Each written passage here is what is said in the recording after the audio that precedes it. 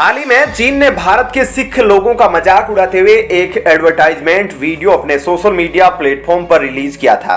लेकिन ऐसा करना चीन को काफी भारी पड़ गया, क्योंकि जब इसको लेकर भारत की तरफ से चीन पर दबाव बनाया गया तो भारत के दबाव के आगे चीन को झुकना पड़ा और इस हद तक चाइना को मजबूर कर दिया गया कि मजबूरी में उसे इस वीडियो को डिलीट करना पड़ा। अब आपको इस खबर के बारे में थोड़ा और डिटेल में बताते हैं कि चीन ने आखिर कौन सा एडवर्टाइजमेंट वीडियो बनाया था और भारत के दबाव के बाद चीन ने क्या कुछ कदम उठाया है। दरअसल हुआ यह था कि चीन ने भारतीय सिखों का मजाक उड़ाते हुए अपने यहाँ एक एडवर्टाइजमेंट में सिखों को टर्बन के साथ और उन्हें काले रंग के साथ और पंजाबी गाने के साथ रेशियल तरीके से रिप्रेजेंट किया था, यानी कि नस्लीय टिप्पणी करने वाला यह विज्ञापन बनाया गया था। यह विज्ञापन लोगों को मैसेज देने के लिए था कि जब सिख सड़क पर रहते हैं तो उस समय आप इस प्रकार की गुस्ताखी ना करें। और इस वीडियो को चाइना की मिनिस्ट्री ने एक सोशल मीडिया के प्लेटफॉर्म से शेयर किया। तो सबसे पहले आप इस वीडियो की क्लिप देखिए। अगर आप ध्यान से देखें तो इस वीडियो में आपको काले रंग का टर्बन पहना हुआ एक व्यक्ति दिखाई देगा। चीनी लोग काले नहीं होते हैं, लेकिन जानबूझकर इन्होंने इनके चेहरों को काला बनाया है। इसके बाद इन्होंने एक मोटरसाइकिल पर 3 लोगों को बैठा दिखाया है, यह मैसेज देने के लिए कि मोटरसाइकिल पर 3 लोग नहीं बैठने चाहिए। और आप ध्यान से सुनेंगे तो इस वीडियो में इन्होंने दलेर मेहंदी के तुनक तुनक गाने का इस्तेमाल किया है। ऐसे में आप देख सकते हैं कि इस एडवर्टाइजमेंट के जरिए चीन ने एक पर्टिकुलर रेस को यानी कि सिख लोगों को टारगेट किया है, क्योंकि भारत में सिख लोगों को हेलमेट न पहनने की छूट है।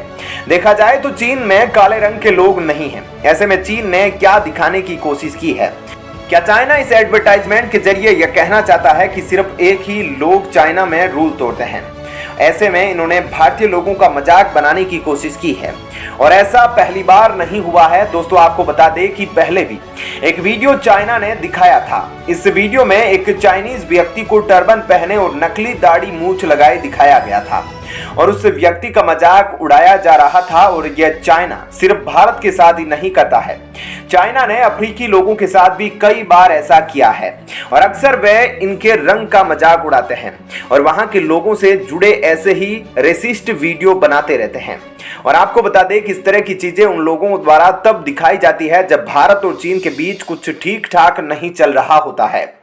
ऐसे में चीन की आदत हो गई है इंडिया के लोगों को इस तरह से ट्रीट करने की और पूरी दुनिया को इस तरह से चीन ट्रीट करता है। इसी वजह से सोशल मीडिया पर इस बात को लेकर सभी लोग चीन के खिलाफ हैं, क्योंकि चीन अक्सर इस तरह की हरकतें करता रहता है और इनको जब भी कुछ करने का मन करता है तो यह भारतीय लोगों का मजाक बनाने लगते हैं। लेकिन चाइना की मिनिस्ट्री को इसके बुरे अंजाम भुगतने पड़े, क्योंकि भारत की तरफ से इसको साफ तौर पर रेसिस्ट बताया गया और सोशल मीडिया पर इस वीडियो को पूरे भारत के लोगों ने काफी जमकर विरोध किया। इतना ज्यादा दबाव बनाने पर चाइनीज मिनिस्ट्री को आखिरकार झुकना पड़ा और उन्होंने इस वीडियो को सोशल मीडिया से डिलीट कर दिया। ऐसे में अब इसके बाद चाइना को अच्छे से सबक मिल गया कि अगर वह इस तरह की हरकतें करता है तो भारतीय लोगों की तरफ से उसे कड़ी निंदा का सामना करना पड़ेगा। तो दोस्तों ऐसे में इस खबर के बारे में आपकी क्या राय है, हमें कमेंट करके जरूर बताएं। और अब आपको बताते हैं ऐसी ही एक और बड़ी खबर। दोस्तों जैसा कि आप सभी जानते हैं कि भारत काफी समय से वीटो पावर हासिल करने की कोशिश कर रहा है, लेकिन यूएनएससी के परमानेंट मेंबर ऐसा नहीं होने दे रहे और यूएनएससी के रिफॉर्म के लिए अभी तक भी नहीं मान रहे हैं। लेकिन ऐसे में अब पहली बार भारत ने वीटो पर सारे राज खोलकर रख दिए हैं। ऐसा करके यूएन में भारत ने अपना आखिरी दांव भी खेल दिया है। जी हां, आपको बता दें कि डॉक्टर एस जयशंकर ने बड़ा खुलासा करते हुए बताया है कि सिर्फ चीन ही नहीं बल्कि सारे परमानेंट मेंबर्स भारत को यूएनएससी में परमानेंट मेंबर ना बनाने के लिए जिम्मेदार है। क्या है पूरी खबर? एस जयशंकर ने यूएनएससी को लेकर कौन सी बड़ी बात कही है और इसका क्या अंजाम होगा, इन सब बातों के बारे में अब आपको थोड़ा डिटेल में। दरअसल दोस्तों यूनाइटेड नेशन सिक्योरिटी काउंसिल में भारत को परमानेंट मेंबरशिप चाहिए, जिसे लेकर भारत एड़ी चोटी का जोर लगा चुका है। भारत की परमानेंट रिप्रेजेंटेटिव रुचिरा कंबोज और प्रतीक माथुर भी लगातार ऐसे बयान दे रहे हैं, जिसके चलते इस वक्त यूएनएससी में काफी ज्यादा प्रेशर है भारत की बात को मानने का। लेकिन यह कहा जा रहा है कि चीन हमेशा ही अपनी वीटो पावर का इस्तेमाल करके भारत की तरफ से रिफॉर्म का जो एक प्रस्ताव रखा गया है उसे कामयाब नहीं होने दे रहा।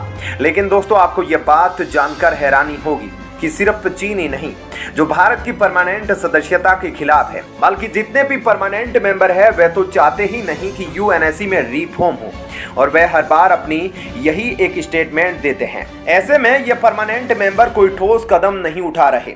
इन परमानेंट मेंबर की हरकतों से परेशान होकर भारत के एक्सटर्नल मिनिस्टर ने खुलकर बयान दिया है और ऐसी चीज पर रोशनी डाली है जिसको अब तक अंधेरे में रखा गया था। हाल ही में भारत के external minister doctor S Jaishankar Sweden के दौरे पर गए हुए हैं और यह बयान वहीं से निकलकर सामने आया है। उनका कहना है कि परमानेंट मेंबर्स को ऐसा लगता है अगर रिफॉर्म्स होंगे तो नए देश इसमें शामिल होंगे और उनकी पावर डाइल्यूट हो जाएगी, यानी कि उनकी जो पावर है वह काफी ज्यादा कम हो जाएगी, इसलिए वह हर बार इस रिफॉर्म को करने से कतराते हैं। रेफरेंस के लिए आप अपनी स्क्रीन पर आर्टिकल का स्क्रीनशॉट देख सकते हैं जिसमें साफ साफ लिखा गया है कि यूनाइटेड नेशन के जो बेनिफिशरीज है, यानी कि जो परमानेंट मेंबर है, वह इस यूनाइटेड नेशन के रिफॉर्म को होने नहीं देना चाहते। जयशंकर का बयान यहाँ तक नहीं रुका, उन्होंने इतिहास के उन पन्नों को भी पलटा जहां पर परमानेंट मेंबर्स की असलियत छुपी है।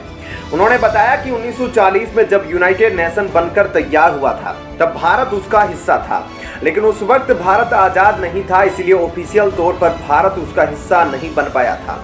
वहीं उन्होंने ये भी कहा कि जो परमानेंट मेंबर्स है उन्होंने आपको यह डेजिग्नेशन खुद से ही दी, यानी कि किसी भी तरह की वोटिंग या सहमति नहीं हुई थी। इन 500 देशों ने अपने आप को खुद को यूनाइटेड नेशन का परमानेंट मेंबर बना दिया था। वहीं पर अब जब हालात और वक्त बदल चुके हैं तब इन परमानेंट मेंबर्स को डर लग रहा है कि उनकी सदस्यता और उनकी जो पावर है वह कम हो जाएगी अगर और लोग इसमें शामिल हो जाएंगे, क्योंकि इन्हें वोटिंग के जरिए यह जगह हासिल हुई है। अगर कोई समझदार व्यक्ति होता तो वह यूनाइटेड नेशन में होने वाले रिफॉर्म्स की जरूरत को समझता।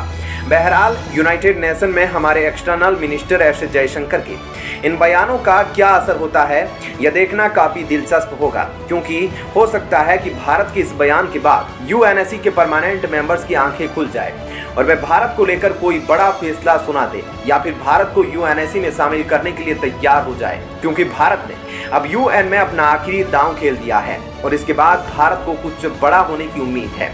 तो दोस्तों, ऐसे में इस खबर के बारे में आपकी क्या राय है हमें कमेंट करके जरूर